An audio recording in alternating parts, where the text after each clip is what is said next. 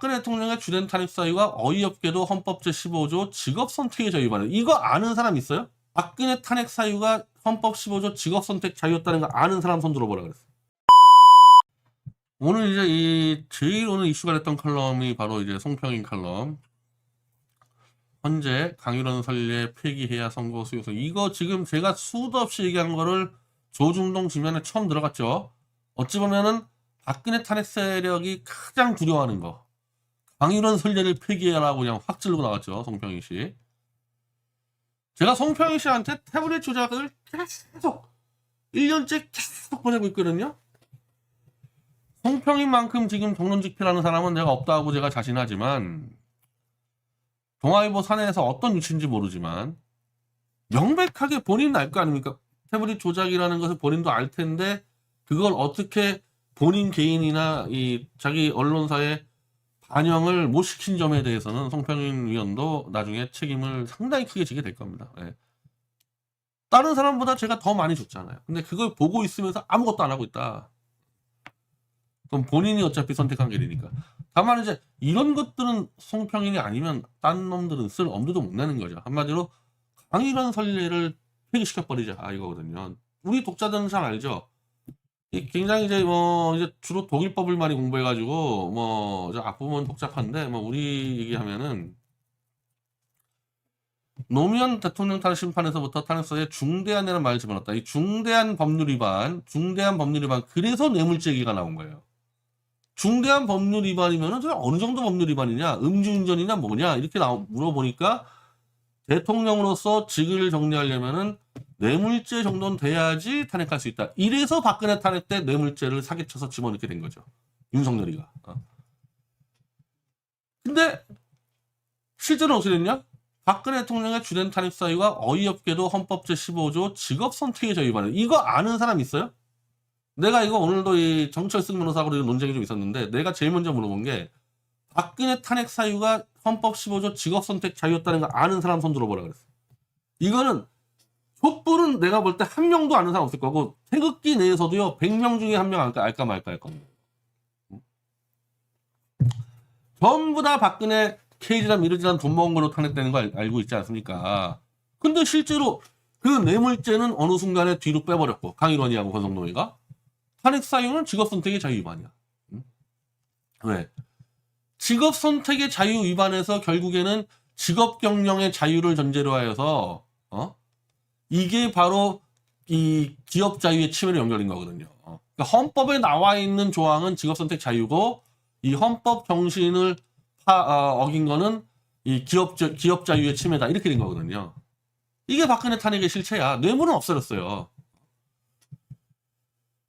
자, 그리고 그럼 뇌물죄는 형사는 어떻게 됐냐? 뇌물죄 형사재판에서 싹 다 무죄 났습니다. 물론 정유라가 말 3마리 빌렸던 건 유죄가 나왔는데 그거는 국회 탄핵소추안에 없는 거예요. 국회 탄핵소추안에 있었던 뇌물죄는 다 무죄가 나왔어. 그러면 그 뇌물죄는 헌법에서 탄핵 때는 아예 사라졌고 형사에선 다 무죄가 나왔는데 그러면 뇌물죄를 가지고 막 쳐넣어서 국회 탄핵소추안을 만들고 통과시킨 200명 이건 뭡니까? 그리고 국민들은 다 뇌물죄로 다 박근혜가 잡혀간 줄 알고 있고 이게 사기 탄핵이야. 이게 사기 탄핵이야. 그래서 난 탄핵 무효라고 생각하고 이거 박근혜가 그냥 이 부분 대해서 써가지고 집어넣으면 이거 꼼짝 못하게 돼. 이거 탄핵 무효 나온다는 겁니다. 이거. 자, 윤석열이는 뭐냐? 윤석열이는 내란죄다. 근데 내란죄는 중대한 헌법 위반이기 때문에 법률에 규정돼 있고 그러면은 이 내란죄를 어떻게 해야 되느냐? 내란죄를 그대로 가서 따져야 되는데 이렇게 되면 시간 오래 걸리니까 이재명이가 기다릴 시간 없다. 그냥 내란죄 빼고 탄핵시키자.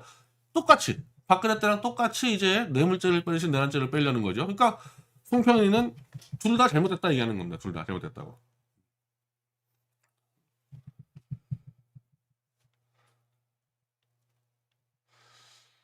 이걸 처음으로 지금 이 박근혜 탄핵 세력이 가장 숨기고 싶은 거를 이렇게 해놨는데 이 악덕 변호사, 이 악덕 판사 강일원이 그러니까 권성동에게 내란죄를 빼라고 지시했던 강일원이가 찔렸는지 1월 19일 날 매일경제 칼럼을 쓴 거를 이번에 석동현 씨가 질러서 제가 그걸 다시 보니까 강일원이가 박근혜 뇌물죄를 뺀 거는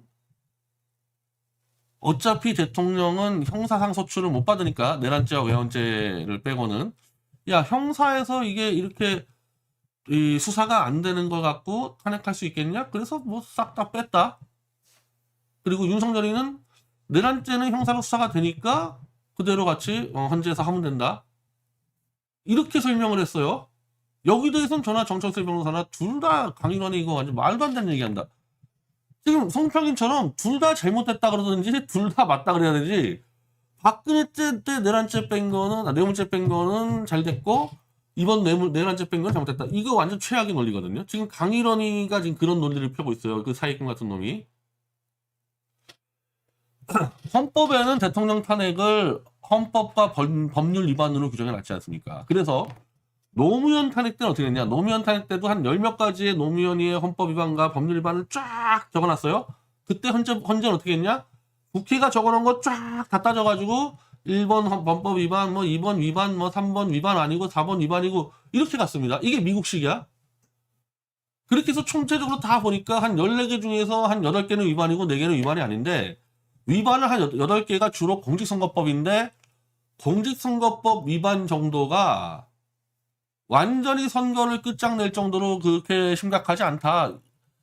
가장 노무현에 심했던 바로는 민주당 찍으면 한나라 된다 이건데 그래서 민주당의 선거운동을 방해했는데 그 정도 가지고 그거 선거법 위반은 맞지만 그 정도로 대통령 탄핵시킬 수는 없다. 8가지 다 합쳤을 때. 그래서 노무현 탄핵이 기각됐거든요. 그게 정석이야. 그게 대통령제의 아버지라는 미국에서 하는 탄핵 방식이야. 그거 그대로 하면 되잖아. 미국도 그렇게 하고 대한민국 첫 탄핵이었던 노무현 때도 이렇게 했는데 왜 강일원이가 바꿨냔 말이야. 지 마음대로 강일원이가. 강일원이는 아예 국회 탄핵 소추안을 찢어버리고 지가 다시 초안을 잡아줘서 권성동이한테 질러서 권성동이가 강일원이가 지시한 대로 탄핵을 다시 써가지고 권성동 탄핵안으로 탄핵된 겁니다. 박근혜는. 그러니까 이게 얼마나 큰 불법 위반이고 이게 사기냐고요. 근데 왜 강일원이는 윤석열 편 들고 이번에 인권위원회가 지금 윤석열 편 서가지고 헌재를 공격하는데 인권위원장이 안창호입니다. 안창호도 박근혜 때 탄핵에 참여했던 헌법재판관이에요. 안창호는 박근혜가 직접 임명한 사람으로서 너 하나만큼은 이걸 강일원이의 저 말도 안 되는 논리를 따라가면 안 되는 거 아니냐. 7대1이든 8대2든 뭐 6대2든 너 하나만큼은 소수의견 내라고 그렇게 얘기했는데 소수의견을 적고 8대0으로 야합을 한 게 안창호인데 윤석열이는 그게 얼마나 고맙겠습니까? 윤석열이 그놈이 조작한 탄핵인데. 윤석열 박근혜 탄핵 안 되면 윤석열 사형당하는 놈 아니에요? 그러니까 이게 윤석열이 안창호가 너무 고마우니까 안창호한테 국가인권위원회 자리를 준 거죠. 완벽한 거래입니다. 그리고 안창호는 또 그런 윤석열의 성은에 보답한다고 국가인권위의 조직을 끌고 헌재를 지금 공격하고 있죠. 어찌 보면 안창호 본인이 박근혜 때 했던지 그대로 하고 있는데 문영배와 강일원, 안창호 비교하면 어찌 보면 문영배가 더 나은 사람일 수 있어. 문영배는 강일원, 안창호가 한 짓을 그냥 따라하고 있을 뿐이야. 그러면서 헌법재판소에 전례가 있지 않냐 이러는데 강일원이 이놈은 그 전례, 노무현 때 잘 만들어온 전례를 지가 마음대로 파괴하고 아작을 낸 놈이거든. 훨씬 나쁜 놈들이지.